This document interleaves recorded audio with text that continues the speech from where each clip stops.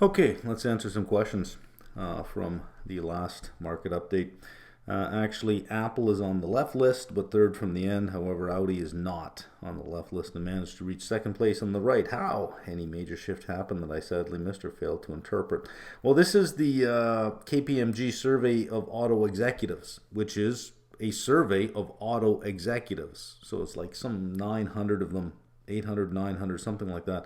So it's their opinions. Um, that's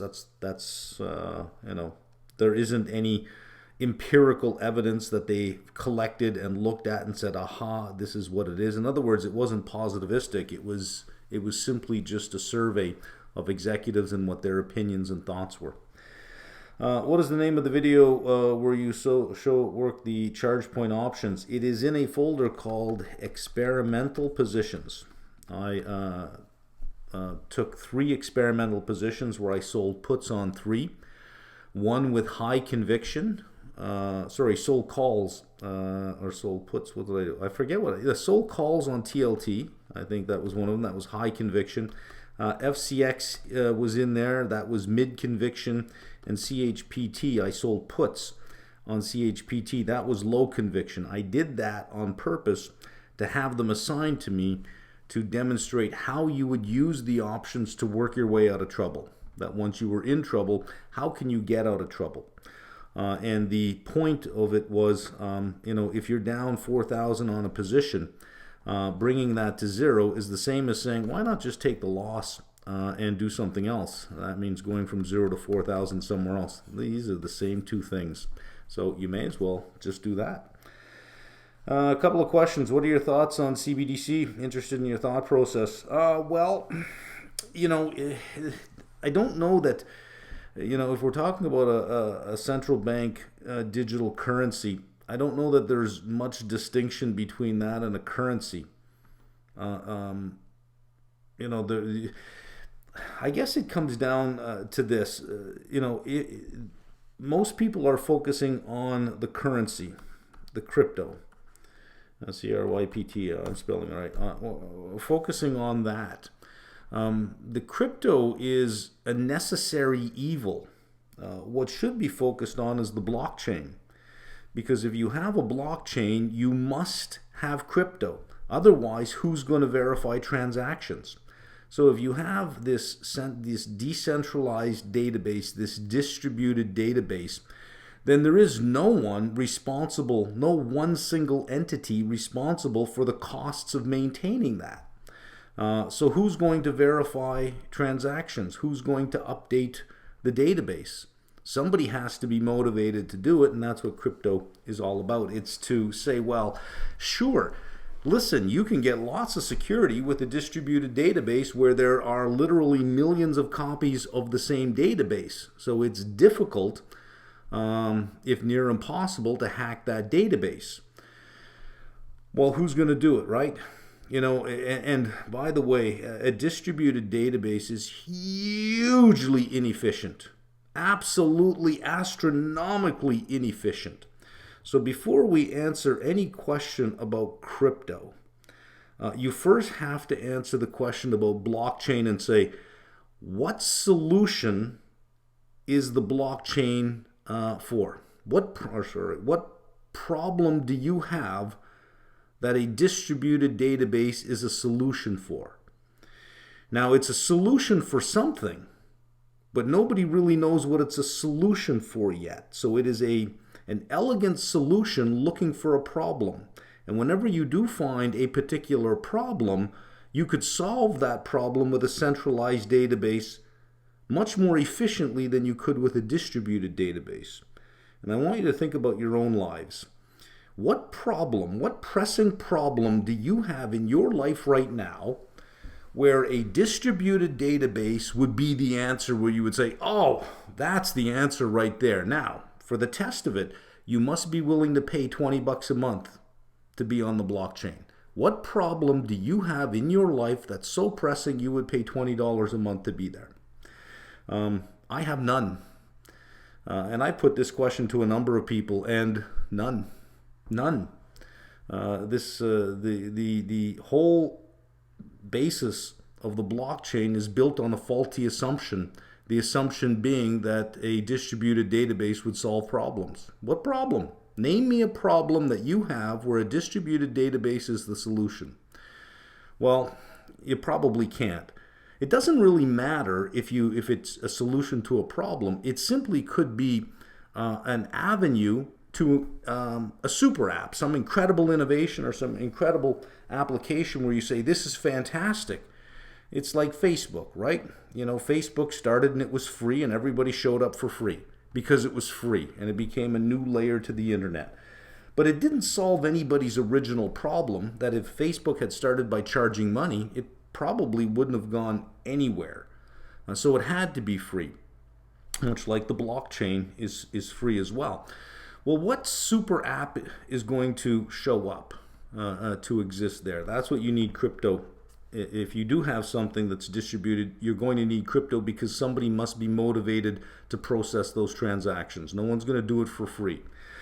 So if you're trying to figure out, well, what about a central bank digital currency? The question then becomes, what for?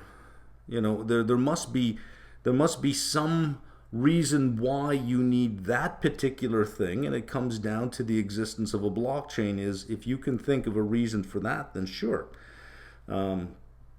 Here's one thing I'm almost absolutely certain on. Unregulated crypto will be banned globally, everywhere. And if there is a crypto that ends up being a significant currency outside of the banking system, it will be brought to heel and will be brought within the banking system very, very quickly. No central bank of any credibility is going to give up control on the money supply. No central bank. So I don't really have a thought on it other than if there is going to be a recognized crypto, it's probably going to be government controlled or central bank controlled, period. Appreciate that you are not a good bug. I am a damn good bug. I think you mean gold bug. We'll appreciate your take on what people like Luke Roman have been talking about for years. Well, yeah, that oil producers, mainly Saudis and Russia, and their main customers, mainly China, will drop U.S. And use gold as opposed to treasuries. Luke argues this will ultimately break the petrodollar system. Gold price goes to 5,000. Wow. Yes. Wow. So here's the issue with gold. It doesn't have a dividend yield. It only goes up and down in price. It doesn't have any kind of dividend yield at all. So there is no income component to gold. Oh, but it's a hedge against inflation. Is it? Is it? Look at the massive inflation we've had in the last couple of years. What's gold done? What has it really done? If it was going to have its day with the massive money printing and inflation, that was the gold bug's theme. If it was going to have its day, that was its day. That was the big dance. And gold didn't show up for the big dance. The other issue with gold is you got to move it around the world. You got to get it somehow. You have to transport it. It is heavy to move and dangerous to move. And treasuries are entries on a computer screen, bits and bytes. That's all that is, and it has a yield. So I don't see that happening. But if you have an idea that gold is going to go to 5,000, you must describe an environment in which that would be the case. And he's describing the environment. Imagine if they decided to start using gold to do this kind of thing, that it suddenly would go to $5,000. I just don't see it happening. When you have almost the clear reality at this point that oil is doing this and will at some point in the next 20 years be 30% of what it is now in terms of volume of trade. In 50 years, it might be 20% of what it is, 10% of what it is. Why would you, start trying to achieve a new currency system on a shrinking volume commodity, right? So I say no. That's it. You mentioned it takes greater than 150,000 miles for an EV to essentially be cleaner than comparable ICE car. Is that an average across the industry? If you go to the video I made called "The Ice Age," is far from over. Is far from over. In the description box, there's a link to all of the research that I used, and some of the research for that is in there. I'd assume, and it's based on, I believe it was a 65 kilowatt battery, and that was the big part of it, is the 65 kilowatt battery versus an engine of comparable distance, because the 65 kilowatt battery has a certain range, so it was in relation to an engine with the same range, and it was compared to in different countries, and different countries use different energy sources to get electricity, with Poland being the worst because it uses coal. So when you're actually powering up your Tesla in Poland, it's not an electric powered car, it's a coal powered car. In the end, it's a coal powered car. There's no getting around that. So it actually took longer, but it was a long report, some 60s, actually it was longer than that, it was almost 200 pages. So the link is in the description box. And it's not just the car, it is the battery particularly that is the problem. I'd assume some EV manufacturers are much less efficient than others in the manufacturing process. It's not the car, it's the battery. And there's just no getting around it. And it's from ground to vehicle, right? And they also compare it with the internal combustion engine from the ground from the well to the tank. In terms of what it takes to get oil out of the ground, the carbon emissions of everything from the beginning all the way to the end. I found below in Tesla's 2021 impact report the number they provided of 6,500. They're lying to you then. They're not, they're wrong. There's just no way. If they have a 65 kilowatt battery, there is simply just no way. So maybe they're just counting the car and not the battery. Here's the impact of our car. It just can't be done. As soon as the battery has a certain carbon footprint, no matter who's making it, it has a certain carbon footprint just because of the materials that you need. Manufacturing process. I think what you're talking about here, maybe you're getting confused between the manufacturing process. So here's the plant and the manufacturing process to produce a car. This plant's emission adds so much to this vehicle. No. It's all the parts of the vehicle and all the parts of the battery. I think maybe you might be reading that wrong, but the 6,500, if they're putting that up, is extremely misleading. It says lower lifetime emissions than equivalent ICE after driving 660. It can't be. Unless they're saying, here's a nice 7 kilowatt battery, which will get you about, what will that get you, 21 miles, and then you can recharge. If they were comparing it with a 7 kilowatt battery, perhaps. But they can't say this. They have no idea that it's 6,500 miles. They have no idea. They don't know who it's being sold to and where that person is getting their power from. Are they getting it from oil, from natural gas, from coal? Are they getting it from hydro, nuclear? How could they possibly tell you it's 6,500 miles if they don't know where it's going? So maybe they mean their manufacturing process, because you say here the manufacturing process of Model Y. As opposed to the whole thing. You have to look at it. Okay, so where'd you get the nickel from, right? Where'd you get the lithium from? It's everything from the ground to the battery in the vehicle and out the door, and then it's on the grid. It's got to be plugged in somewhere, right? Next one.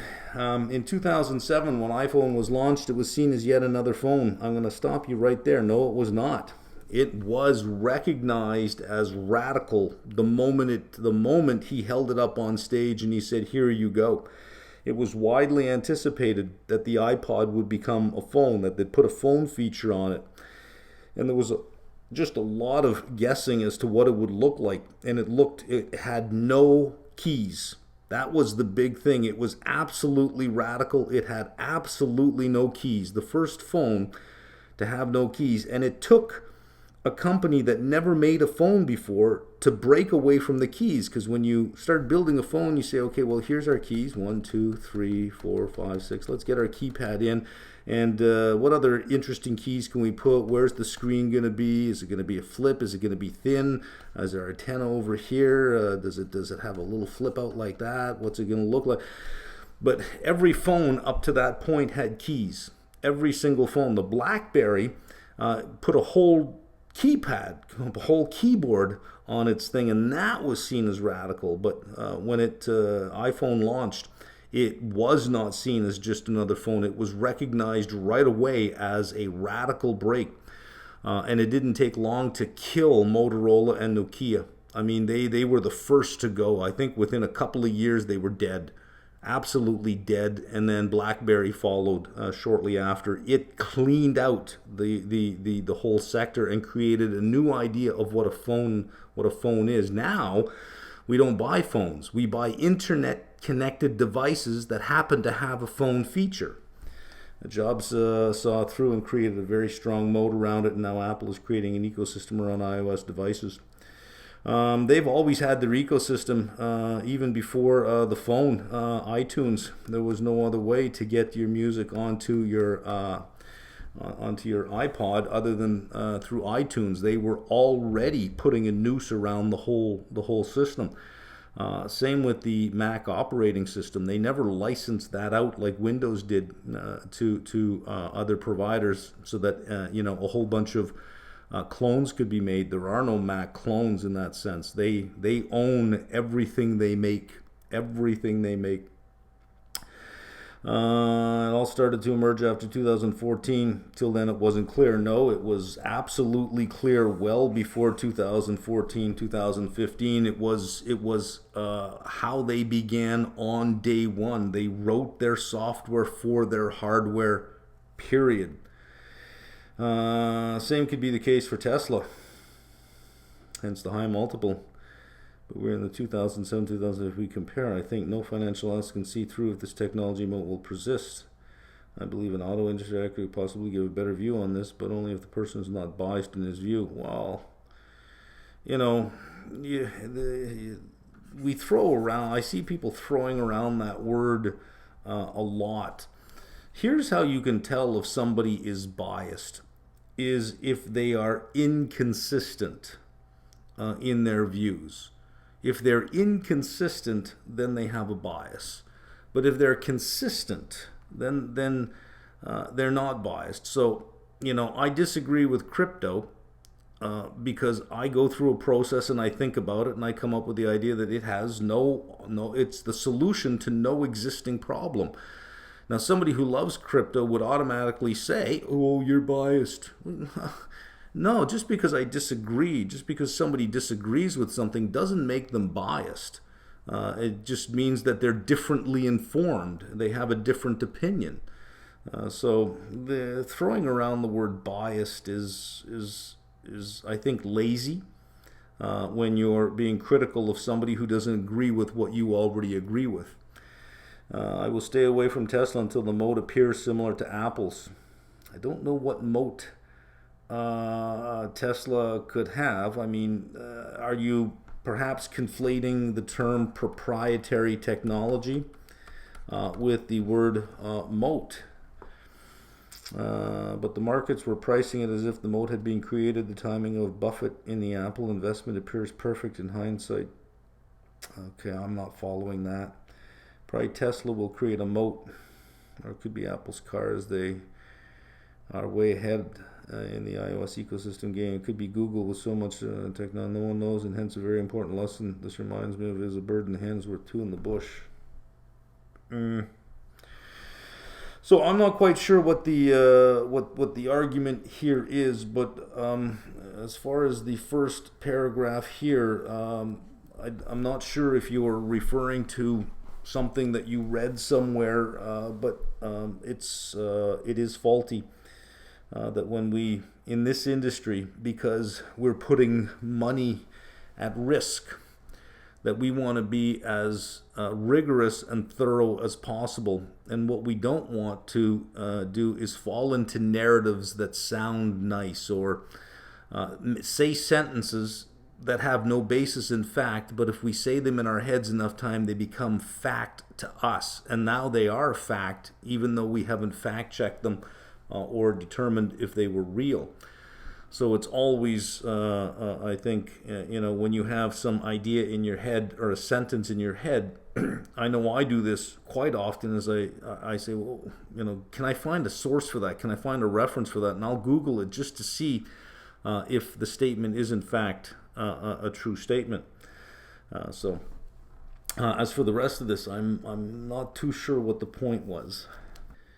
I remember a couple of years ago in one of your videos you mentioned you have a very significant amount in your portfolio. Based on how you invest, I don't think you are a super aggressive investor, which makes me curious, how did you get here? Consistency and persistence. You don't have to be aggressive to build wealth. You have to have a process that is consistent, and you have to follow your rules and be persistent. So I'll explain that a little bit more in a second. Have you ever made some crazy bets that gave you significant gains before? Yes. Everybody, when they first start out, does that kind of thing. You're all in or you're all out, right? So I was all in on some that worked out very well, and I was all in on some that did not work out very well. So when you first start in this game, the first trade I ever made, I made money on. And I felt pretty good about that, and I thought, and I was hooked from there, and I thought, well, this is it. This is the game I'm going to play. And I did okay for a while, but then there was this period of time where, you make it, you give it back. You make it, you give it back. You make it, you give it back. And it just kept going on and on like that, and then one day you blow up. And then you're sort of out of business till you get more capital. This is way early in the career. And then, you make it, you give it back. You make it, you give it back, you blow up again. So I went through all of that. I went through the searching, all the different strategies, maybe technical analysis. I went through that, a period of time going through that till, you get to the point where, hang on a second, this is all just a toss of a coin as well. I mean, it's all 50-50. Like, how are people doing this consistently? And it's, you slowly start to develop a process. You develop rules. And you gain experience. The worst time to start investing is in a bull market, when you're in your early 20s. That is the worst time, because you're going to make money. And you may think, well, that's a stupid thing to say. How is that the worst time? Because you're making money. So, you do that for a couple of months, and you're going to think that you've got it all figured out. And you're not even going to be aware of the risk you're taking on till one day you blow up completely, because you're not going to recognize when the market turns. And you're going to keep doing the same thing, and you will lose everything. That's sometimes the best thing that can happen to you when you start in the market with a small amount of money, is you lose it very quickly, so that you only lose a small amount of money. And then you determine whether or not you have the stomach for this. Let's see. Without getting too personal, do you mind sharing how you accumulate your investment capital throughout your investment career? Like, what was your biggest wins in terms of percentage return? I don't know. In terms of percentage return, I don't know. I'd have to go back to early when I started, because I was making big bets at that time. I made a big bet on heating oil once, a short on heating oil, because it was just going up and up, and I thought it was, it was outside of its normal range. That was my thinking. It's like, well, hang on a second, I've never seen heating oil this high. I'm going to short it. Well, that's a stupid reason to short something, right? But when you're just starting out and you're naive and you don't quite understand what it is you're trading, you don't know when you're wrong. So I shorted it, and it just kept going up and up and up, and it almost broke me.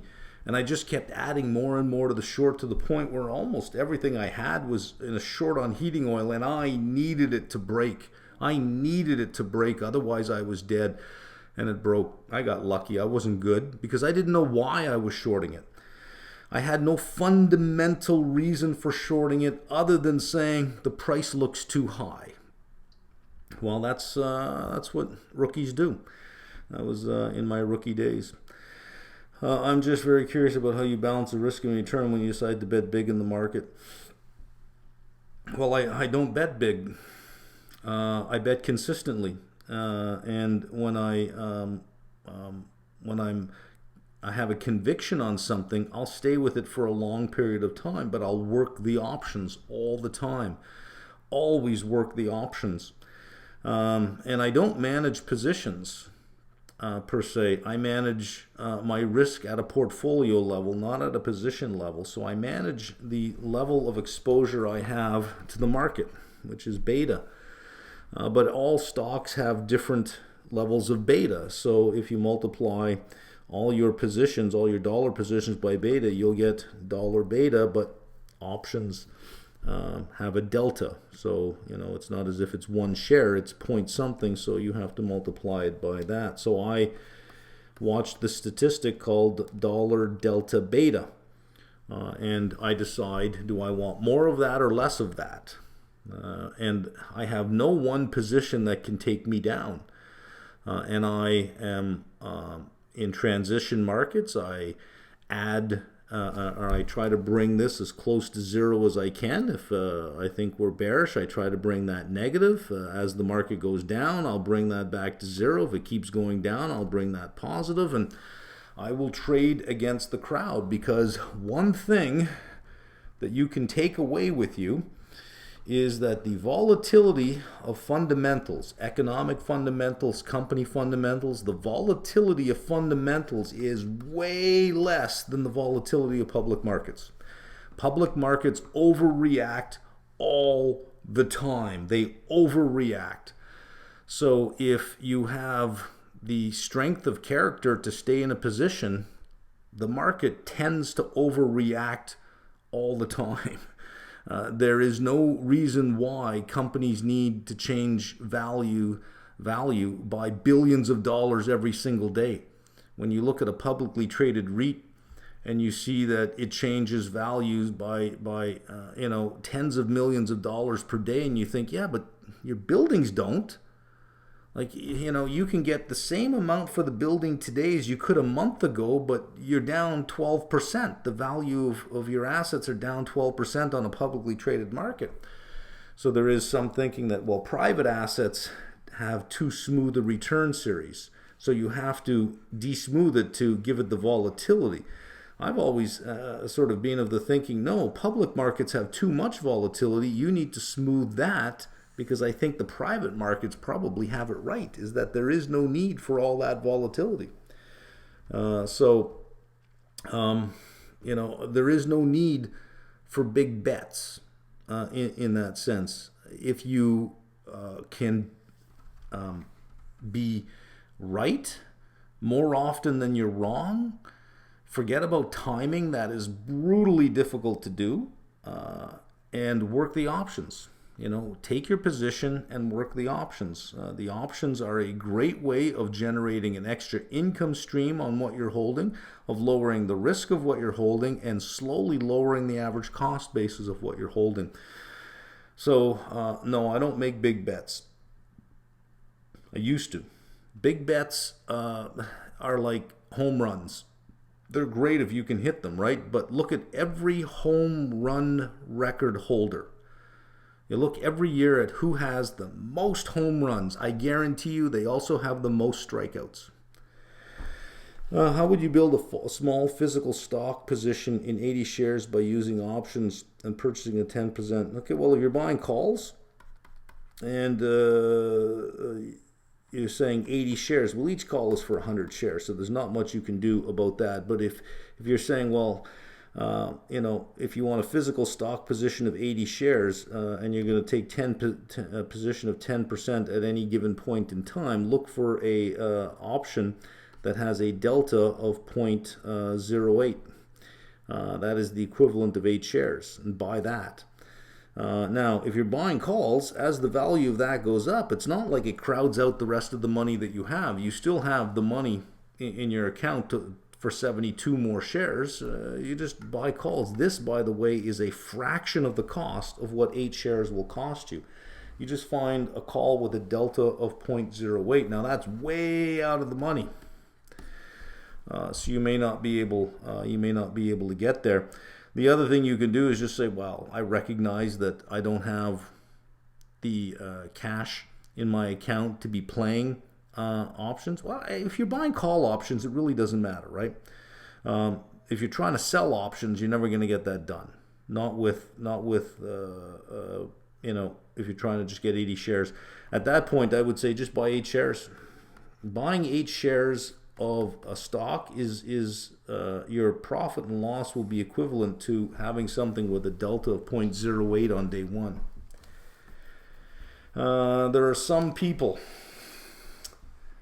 when you say some people, that goes along the lines of I heard, I read, I saw somewhere this.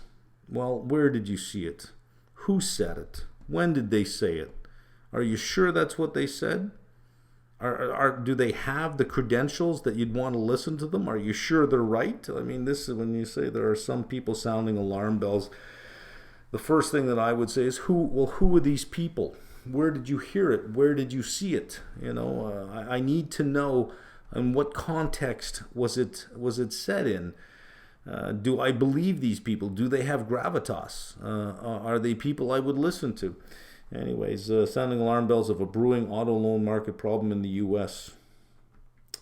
According to the New York Fed's credit report that they release quarterly, there is zero problem in that market. So I don't know who these some people are.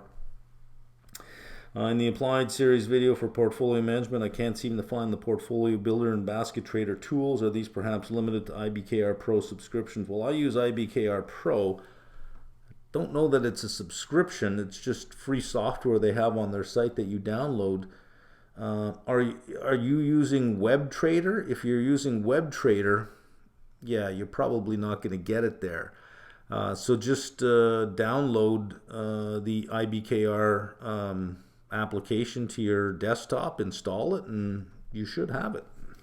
Will you consider including NASDAQ in your updates in conjunction with SPY? TQQQ is 3 times Q and has juicy premiums. Yeah, triple levered. I'd stay away from these levered ETFs. Over time, they all walk themselves to zero. I would stay away from them. As far as NASDAQ, there's if you're thinking about the exposure that you're getting with it, it's a higher beta. It tends to cycle more than SPY, which means if there's a sell-off, it'll sell off harder. It tends to have higher multiple stocks in there as well that tend to really suffer in recessions. I don't think that I would go near the NASDAQ at this point in time. I think the NASDAQ has now set new lows. I think it broke its low and is printing new lows now, whereas SPY isn't.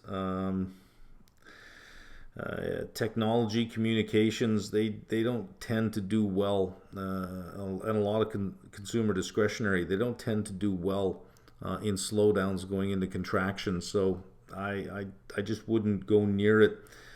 If you really feel like getting the beta exposure of NASDAQ, just lever up SPY to equal the beta of NASDAQ. You can do that by adding, using different option strategies. A levered synthetic can get you the same beta that the NASDAQ would, or you could just use different types of securities that have built-in leverage like futures. With the TLT trade essentially being a recession trade, what would a soft landing mean for this trade if such a scenario was to eventuate? Well, it's never happened when inflation has been this high. To get inflation down, from these levels, it has never happened for a soft landing. Never happened. So I just don't see it happening. And all the indicators right now, that all the leading indicators are pointing to a recession.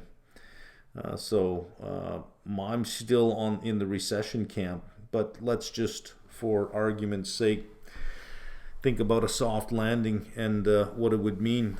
So when you have a yield curve, and right now we have sort of a yield curve that's inverted like this, and over the last week we've had what is called a bear steepener. Is the long end of the curve has been moving up so that it's not as inverted as it used to be.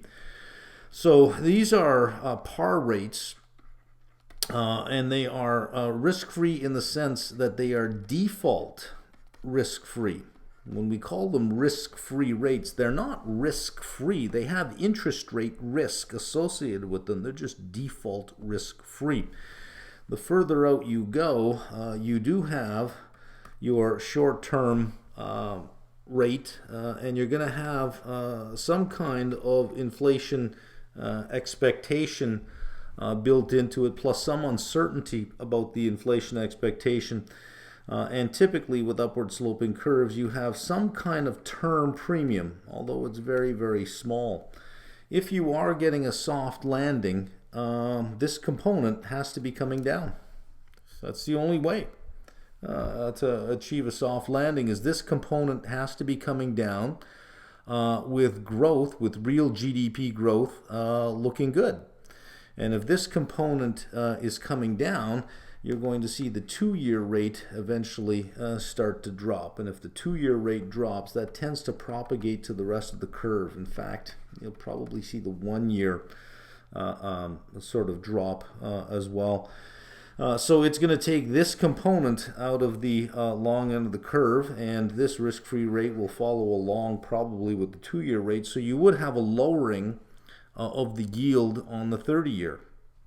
Whether or not, same with the 20-year, whether or not it would lower enough to raise TLT to a point where it could exceed a strike price is a different story.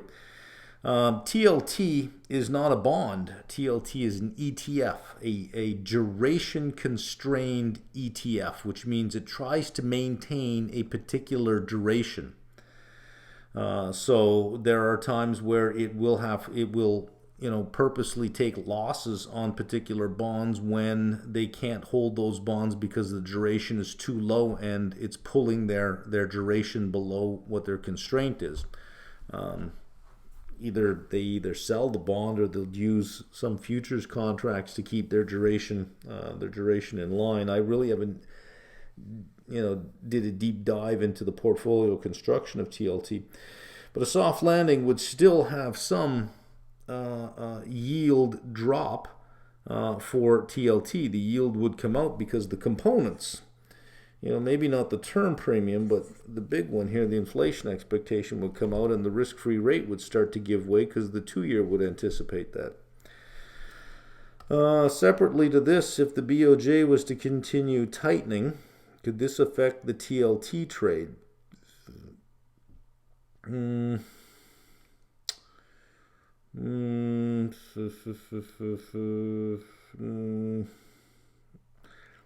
don't know. The TLT, this is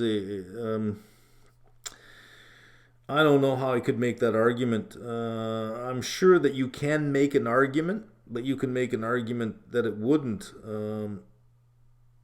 I'm going to go ahead and say probably at the margin, minimally, if no. I'm also curious as to whether either a resolution of the conflict in Ukraine or reopening of China could negatively affect the TLT trade by both further reducing inflationary pressure. Well, if you reduce inflationary pressure, that drops, right? Yields drop, stimulating overall economic activity at the same time. I don't know that these are compatible. You're going to reduce inflationary pressure and stimulate economic activity. Wouldn't that increase inflationary pressure? See, that's why a soft landing is such a tricky thing to do, is because as soon as you get any kind of economic activity and you get even the slightest bump up in inflation, you know what the central bank is going to do. They're going to say, we're a long way from being done and we're going to have to go higher. So they're going to, you'd have to get growth with disinflation or deflation at the same time. Kind of tricky.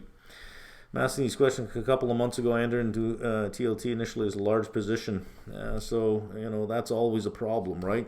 You should have a rule, always a rule. What is the maximum size of any one position you're going to take on? The maximum size in your portfolio. And you could say 10% is the maximum size, so that, if your position falls 30%, you only lose 3% of your portfolio value. 10% is fairly large. I work around 4%, or at least I try to stay around 4%, which means 25 positions at any one particular time, which I think I only have half of that right now. Maybe 15, maybe up to 15, that's about it. But I'm nowhere near the 4% on all of them. Some I am, but others I'm not. I switched mostly to January 24 calls on it to reduce the total capital and trade, while also increasing my exposure. Selling puts in addition to this mostly won't be suitable. Originally I felt as though there were very little risk to the trade. However, I've been trying to better understand the full range of the possibilities of outcomes to better manage risk that I might not be as aware of, and not get too married to the trade in terms of potentially increasing size if the risks are actually greater than what I have perceived. Are you able to outline what you see as being the core additional risks aside from the Fed not raising rates high enough? Is there anything, if there are any, that is?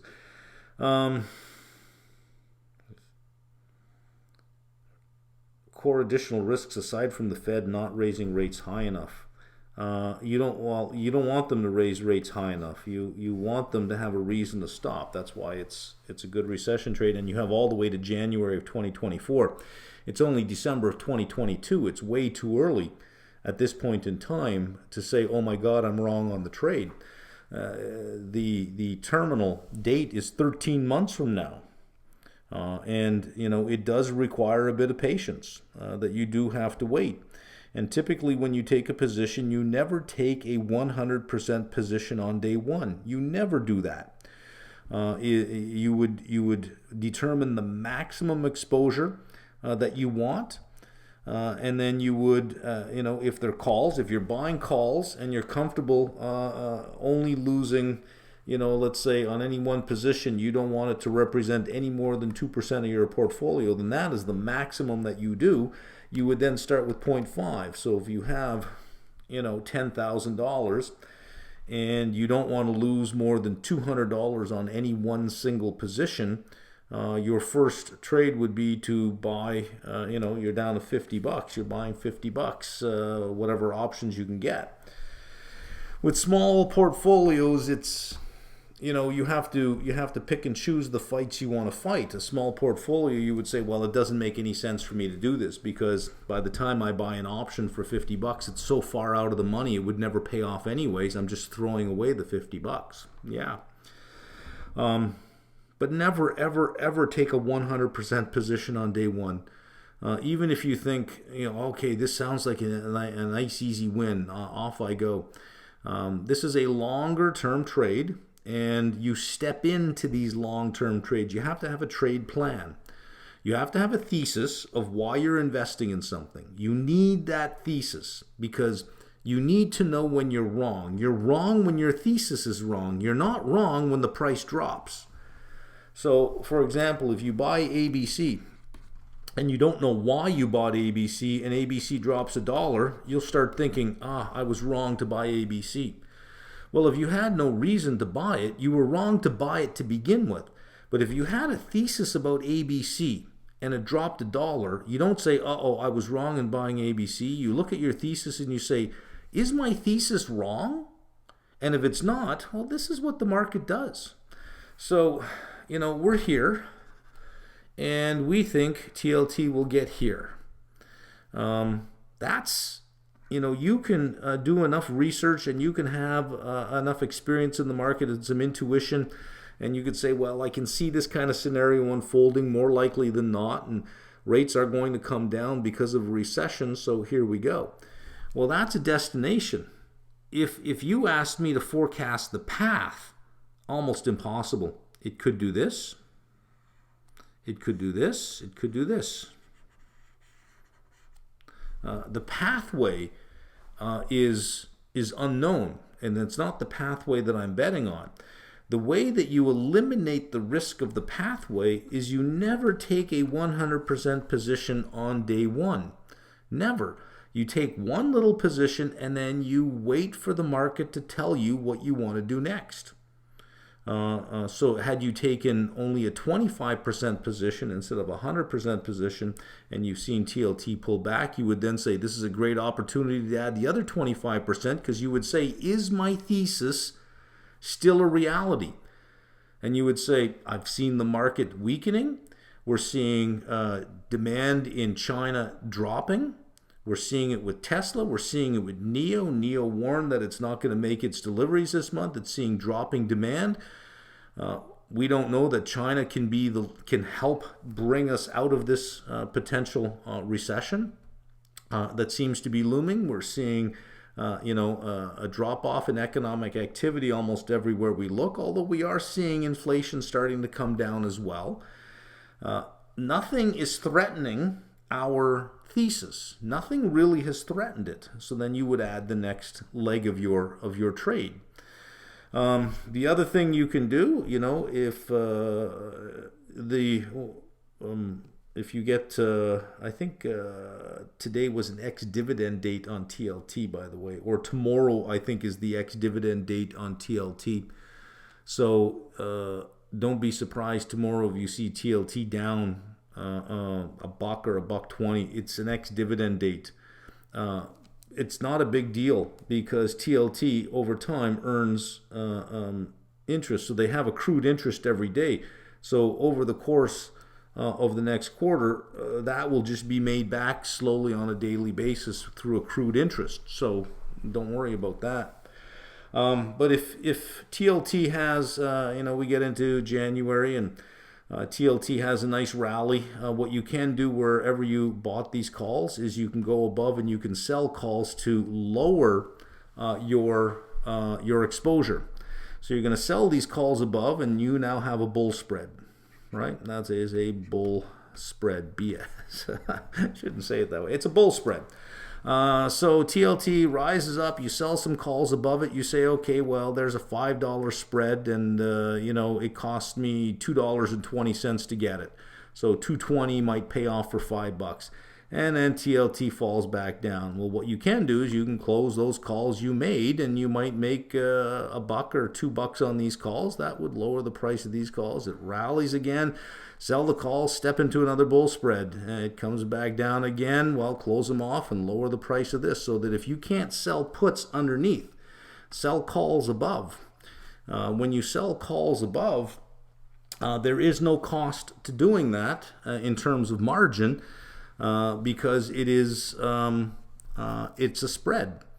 When you sell calls, you get money in your account. Now, if you're right, if it keeps going up, well, okay, so you made the spread. You lowered your risk, you made the spread, no big deal, right? But if it goes up and comes back down and goes up, if you get volatility in it, every time it rises up, sell those calls. Every time it drops back down, harvest your profits. It'll start to work your way to a break even on the calls. So if you do it enough times, you may get to the point where you are now cash neutral on the calls. They're free in your account and they're like lottery tickets. If they pay off, they pay off. But big rule here, never ever take a 100% position on day one. You have 13 months here. It's way too soon to be worried about it. Let's see. Trying to better understand. Okay. Are you able to outline what you see as being okay? I guess I've already answered that question. My thesis is still in play. In fact, what I've gone ahead and sold puts on TLT. If they get put to me, I'm perfectly fine with them being put to me. Perfectly fine. They have a yield. They have a nice premium. So if they are put to me, I'll either do one of two things. I'll either roll my January 23s to February 23 at the same strike, or I'll have them put to me and I'll immediately sell calls on them as a separate position while still having my calls open here, and then go down and sell February puts. I don't know.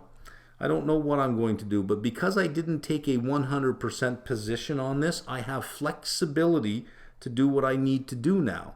No one position is so big that it gets me in trouble. And again, you do not, only if you have absolute conviction that something is going to happen do you take a 100% position on day one, because when you do this, you need to be right. Just a rant, but the challenge of buying short-term treasuries is so bogus for retail traders. I've tried 4 of the top brokerages, and the minimum will actually vary based on your bid price between 100 to 500K. Even if your bid is greater or equal to the lowest ask, the only ones that will fill your order with ease is always 10 to 15% lower yield to maturity with liquidity. Good incentive to make it a challenge when the default cash positions are in one of the brokerage cash sweeps. Fidelity pays 1% less of 30-day T-bill, 3.5. Well, the 30-day T-bill is sitting at 3.8, so if they pay 1% less, that would be 2.5. I was almost just going to cave and be happy with 3.5, but I'm going to keep trying for a solution. I don't know. I use IB. You can buy treasuries directly through IB. I just tried Treasury Direct, but there you have to tell them how much in dollars you want before the auction happens. Otherwise, it's simple and no minimum, but not liquid till maturity, but can roll over. I don't know. I'm not sure what country you're in or why you're having difficulties. Maybe it's a function of the country that you're in. Maybe it's a function of the brokers that you're using.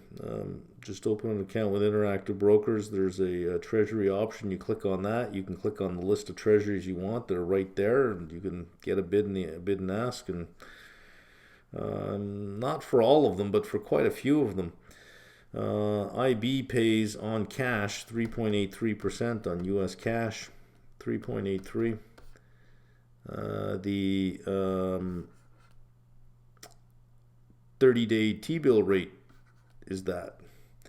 Thank you very much for your hard work and other efforts. Share your opinion on many things. You are very optimistic about homes. What do you think about large bad mortgage debt amount in the U.S.? I think nothing of it, because there is no large bad mortgage debt amount in the U.S. So I don't know where you got that information from, but it simply doesn't exist. There is no large bad mortgage debt in the U.S.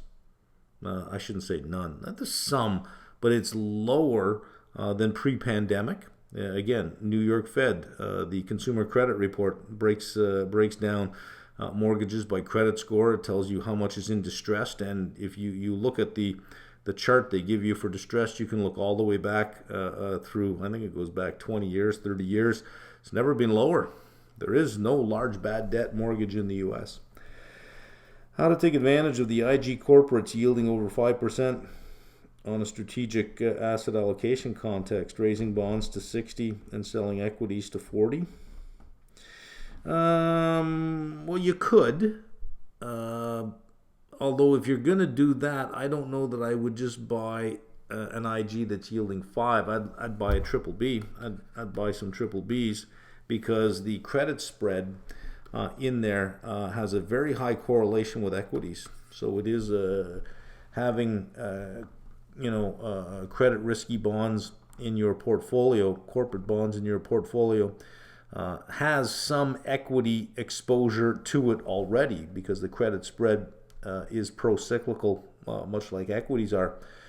So you do have some some equity exposure there. So you could lower your equity exposure and raise your bond exposure, because the bond is bringing in with it some equity exposure in the credit spread.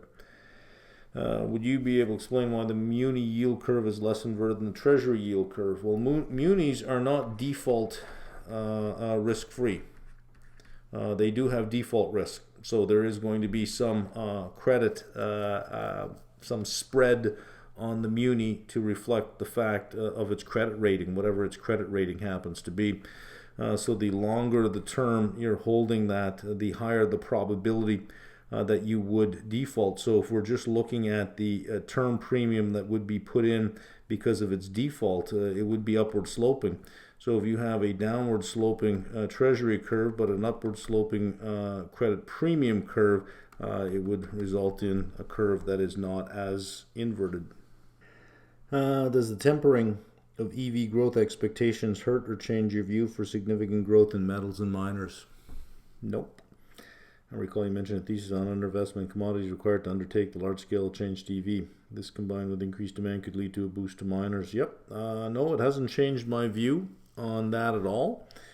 The KPMG survey is sort of, executives saying what everyone can clearly see is that if everyone is going to try to get this done, it is going to be a nightmare. Everyone can see that. I mean, it doesn't take much to see that everyone's running around trying to secure supply from everywhere they possibly can because they know it's going to be a problem. And as they're securing supply, they're looking at it saying it's still not enough. It's still not enough to hit all of these targets that we think we're going to hit. And if everyone tries to hit all these targets, it's still not enough. It's still not enough. You're still going to hit a supply constraint in these materials because, you have to have, it's sort of like a price war. This is why Coke and Pepsi don't have price wars anymore, because each one knows that each one will lose in a price war, so that they can think that the other person knows just as well as I know that we shouldn't do this. Can you count on the same thing with the auto manufacturers? Can you count on them all knowing that if everyone tries to do this, no one's going to win, everyone's going to lose? So that everyone implicitly, without collusion now, everyone implicitly understands that it would be stupid to have the targets that they have. However, they'd also be thinking, from a game theoretic perspective, that if everyone's thinking that, everyone will back off. I'll go in big and I'll really clean up. But then another one says, that's what somebody else would do because that's what I would do, so I'm going to do that.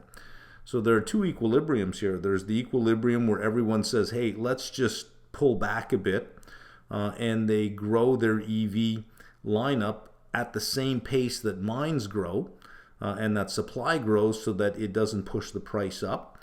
Or everybody tries to do it all at once and it becomes a big mess, which is probably going to be the outcome, because you still have some states, some countries, sort of with an uneducated view of what's going on, saying no more gas-powered engines by 2030. Well, not going to happen. If you want to push up the price of cars in your country, go ahead and do that. And you will push up the price of cars to the point that they are unaffordable in your country. So no, it doesn't change anything. Humans, as a group, we always talk about the wisdom of the crowds, but oftentimes it's better to frame it more as the stupidity of the crowd. When the crowd is doing something, your rational move is probably to do the same thing. And because it's your rational move and everybody's acting rationally, you get an absolutely irrational response, which is what I think you're going to get. You've got politicians around the world, that want to, look as green as they possibly can. You have states that are saying no more of this, we got to move to that, without thinking through the transition. And because politicians are involved, I have even lower expectations that this is going to work out well. Even lower expectations. If you have a bad plan and you want to make it worse, add a politician. So no, it doesn't change my view at all, and the market doesn't think it matters either. Miners have been just solid up to this point. My question about the forward 4-quarter EPS that you use, is that number an estimated operating earnings, estimated reported earnings? Estimated reported earnings. Here's why, is if you're an analyst and you're forecasting EPS, you forecast EPS without non-operating issues. because these are, by their very nature, random and unforecastable. So when you're forecasting out, let's say you're doing a 5-year cash flow forecast, you're going to stop at operating earnings. All the entries below operating income, all the non-operating things usually just is zero because they are unforecastable. So it is a reported earnings that is forecasted going forward. Any specific learning material you would recommend on mortgage REITs, fixed income? For mortgage REITs, if you have access to the Applied series, Agency is up. It's 3.5 hours, 4 hours. If you go through that, you'll learn more about mortgage REITs than I think any book out there can tell you. And what you learn about Agency, you can apply to any mortgage REIT. Also, if you can get a free account on markmeldrum.com, and you'll have access to the older Applied series that I did that was available for everyone. And in there are 2 videos, part 1 and part 2, on ABR. They are kind of like a mortgage REIT as well. But they do a whole bunch more than just hold mortgages. They originate and service. They originate, sell, and service. Plus, they also make different types of capital structure loans. So they're kind of close to that, but they're not as pure as like an Agency or an Annaly. Fixed income. Fixed income is, there are 2 ways to look at it. There's the academic way, which is pretty straightforward. Bonds are very mathematical. And then there's the practitioner way, which is, okay, so you know how bonds are valued, you know how they change with interest rates, but would you know how to position yourself for changes in rates, and how to anticipate change in rates, and what part of the curve would you want to be on? Are you playing levels? Are you playing slope? Are you playing curvature? Lots of trades there. You can do it with bonds. You could do it with futures. I think the CFA material at level 1 is really good to give you a very good, get you up to speed very quickly on fixed income. Level 2, not so much. Level 2 is very specific about pricing callable and puttable bonds. They spend a lot of time on that, and it's, I think it's a lot of overkill. 2 full readings on building binomial trees. It's a lot of overkill. But the first reading is good. And then the reading on credit strategies and credit default swaps is fairly good. And then level 3 has, the first 2 readings are on portfolio immunization. Not as exciting, but reading 3 is yield curve strategies. And reading 4 is credit strategies. So I think if you looked at the level 1 fixed income, level 2, and ignore the binomial tree readings, the 2 in the middle, and then for level 3, just pay attention to the last 2. I think you'd be okay with the fixed income there. A little confused about the margin required when selling options. When you are selling puts, don't you need to be short the underlying if you don't want to use margin? No, you don't. If you are not short any shares, if you're short shares, you're going to need margin right away. And you sell a put, isn't it a risk for the broker? Who cares if it's a risk for the broker? Who cares about anybody else? If you sell a put, and when you talk about the broker, do you mean the brokerage account that you're using, or the broker, the market maker that sells it to you? If you talk about the market maker, who the hell cares? You're not responsible for his kids. He is. In general, I want to sell options, but I don't want to use margin, borrow money when I don't know what's going on. You're never going to know what's going on. I mean, you're just going to have a probability, a certain probability of what you think will happen. I think you may be confused here. Margin, an easy way to remember this is margin equals me. Right? Margin equals me. It's the money I must have. So if I have to post a margin of $2,200, I just have to have $2,200 in my account. I don't have to go borrow $2,200 to get it done. I just have to have $2,200 in my account. That's all I need.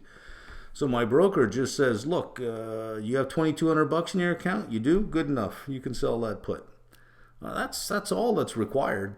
That's margin is me. It's not a loan. We hear the term margin loan.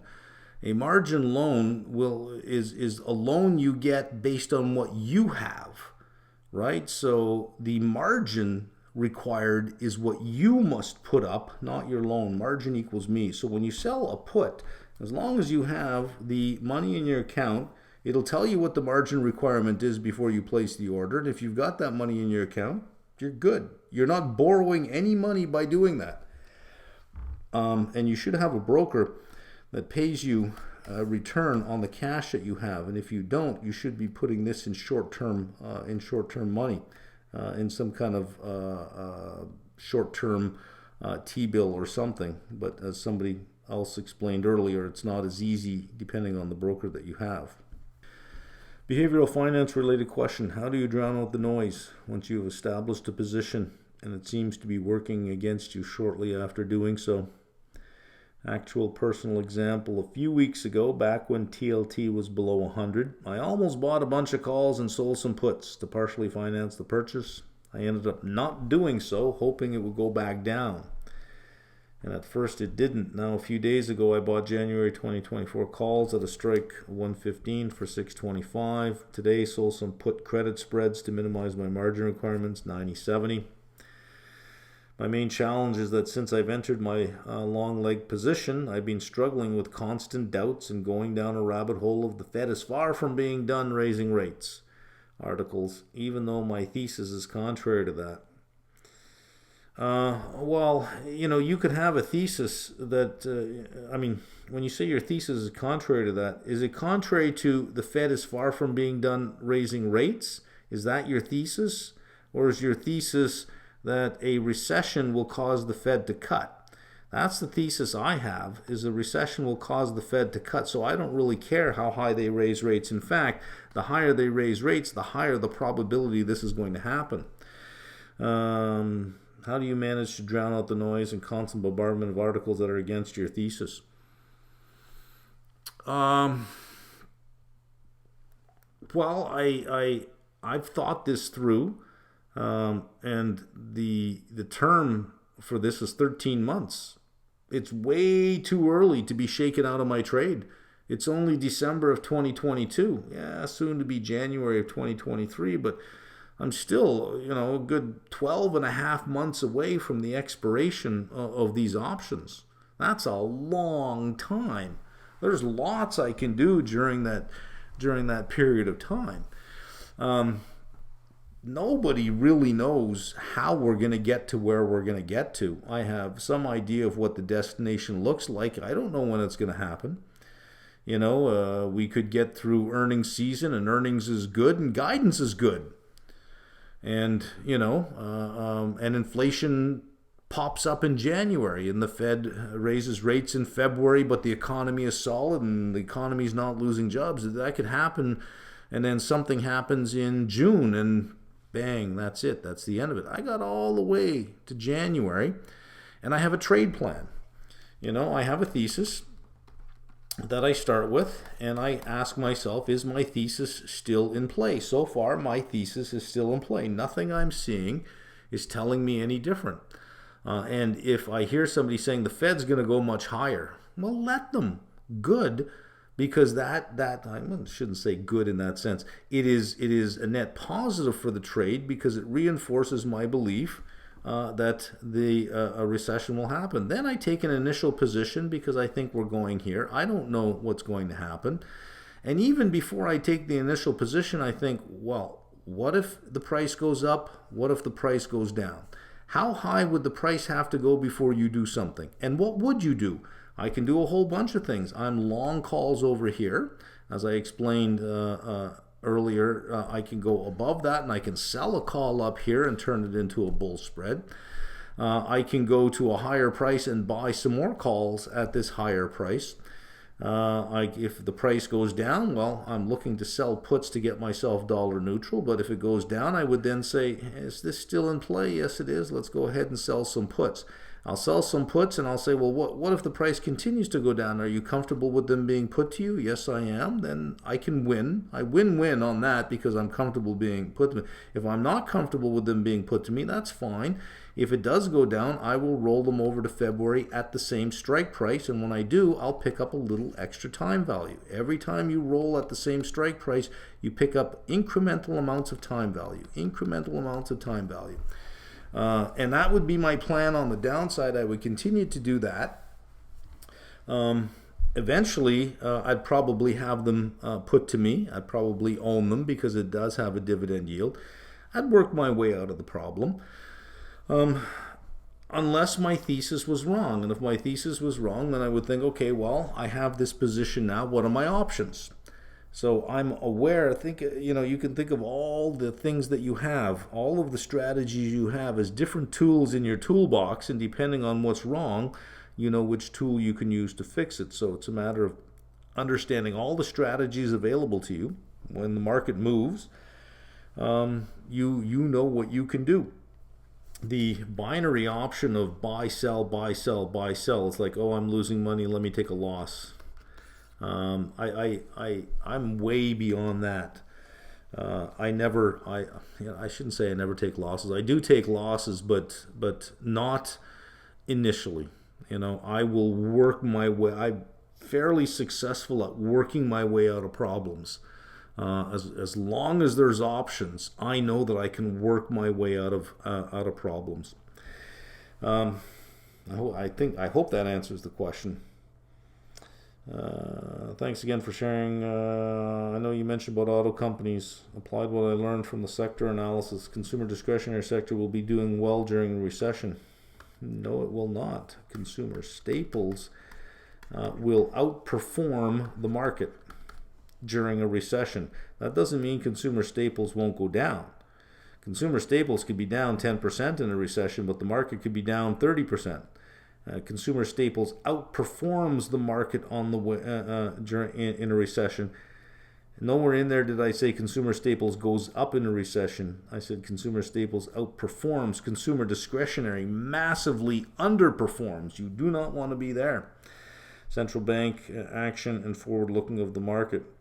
Well, when you say during a recession, so we have a slowdown and you have a contraction. It is when the economic data, the bad news, becomes less bad, which means that, okay, we're in a recession, let me buy consumer discretionary. No, that recession, we don't know how deep it could be. You would want to move out of consumer staples and into consumer discretionary when you start to see a slowdown in the contraction. See, up here, this is the expansion. You have a slowdown in the expansion. This is the contraction. It also has a slowdown. So in the slowdown and the expansion, there's still good news. But consumer discretionary is selling off, even though there's still good news because growth is slowing and consumer discretionary is very sensitive to growth.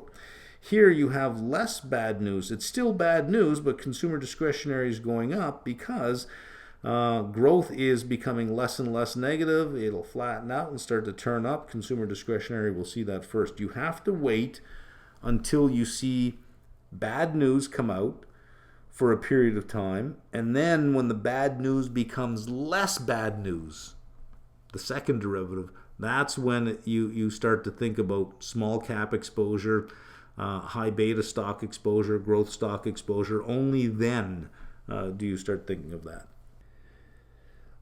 Could you please discuss how to create a position or strategy using zero coupon bonds? Canadian investing within a corporation. Well, zero coupon bond in Canada is any government security with a maturity of 1 year or less. There's even some commercial paper that is sold at a discount and just matures at par. Pure play on price appreciation seems appealing. That's not what you're getting. Zero coupon bonds are not capital gains. So let's say you buy a bond at 96 and it matures at 100. a 90-day bill that you buy at 96 matures at 100. CRA calls that interest. That is not a capital gain. That is interest. Just because it has no coupon doesn't mean it doesn't have interest. All the entire difference from your purchase price to your maturity price is interest. The entire thing is interest. So it is not just price appreciation, it is interest. I feel like the ETF EDF is the only good option. I'd also like the idea of diversifying internationally. You're probably, without getting into significant trading platforms and currency exposures, you're probably better to find a good money market mutual fund and just use that. Now you may say, well, I don't like the fees. Well, think about how much time it's going to take you to get all this stuff done, and your time is worth something as well, right? So you do have fees. Your corporation has fees, and it has to pay you to do it, or has to pay somebody to do it, right? So you may as well just pay the mutual fund. When you place a risk reversal on an equity you don't mind owning and the price drops below the put strike, do you ever roll down and out trying to get put at a better price? Sometimes I do. It depends on how much time value I can pick up. So let's say that I sell a put on something at 40 and the stock is at 38. I'll look at the next month's 40 and I'll see, can I get more than, like this is a $2 difference. What's the 40 here? If it's $3, I can pick up $1 by rolling it. So I'll pick up $1 at rolling it at the same price. But sometimes it's not. Sometimes, when you sold the 40, you had good premium in there, but implied volatility on this stock dropped over time, so that when you roll it to the 40, you might only be getting 220. You're going to pick up 20 cents. For a pickup of 20 cents, I'll take the underlying. Again, I don't mind owning the underlying. I probably sold a put as a strategy to get the underlying, so I would take the underlying unless I can get a pickup in time value, a pickup in premium by rolling it. The further away it is from 40, like if we're down at 32 and I tried to roll to the 40, I would get pickup almost nothing, so I would just take it. It depends. Can I get a pickup in premium? If I can get a pickup, I'll do it. Let's see, last one. I know that foreign investors can bypass the dividend withholding tax by using synthetic positions. When I own the underlying stock, I like to progressively scale out of a winning position by selling out of the money covered calls as the stock moves in my favor. And fortunately, when using synthetic positions, selling covered calls becomes selling diagonal spreads, which is a pain when you get called out. Yeah, it is. So basically, it's a decision between saving up to 30% on the dividend versus harvesting premiums with covered calls. Which path would you favor? Well, if I'm holding, if I used a synthetic, it's because I'm using, I want the dividend, right? So let's say I have 20 of them. And up and up and up it goes. Well, why not just move down to 19? Why not just take one of the synthetics off? It's the same thing, right? I mean, you say you want to scale out of it, just take one of them off. You can sell one of them. That's fine. You can also just, because the synthetic, if you want to find an interesting way to get this done, the synthetic is a short put and a long call. Let's say you did a strike at 20 and it moves to a strike at 25. Well, this put will have decreased in value. So if you want to take some profit off the table, you can close one of the puts. So you can have 19 risk reversals plus one call. Right? And then if it retreats, you can then re-add that put to marry this call back to get 20 risk reversals. So you can just take off puts because they'll have declined in value. Or you could just reduce your position from 20 down to 19. And then if you do get a pullback, you can say, well, let me add another risk reversal on at whatever point we are at now. There's lots of ways to get that done without actually having to sell a call on it. I imagine that when you say that you um, are scaling out of a winning position that you actually want to lower your exposure, well, then move from 20 synthetics to 19, or if you have 5 synthetics, move to 4 synthetics, or just take off one of the puts. You can take off one of the puts. Here's an interesting way to do it. If you have 20, you can take off one of the puts, so you'll have 19 synthetics left, you'll have one call, and since it's elevated a bit, go to the same time period and sell a call above it to create a bull spread.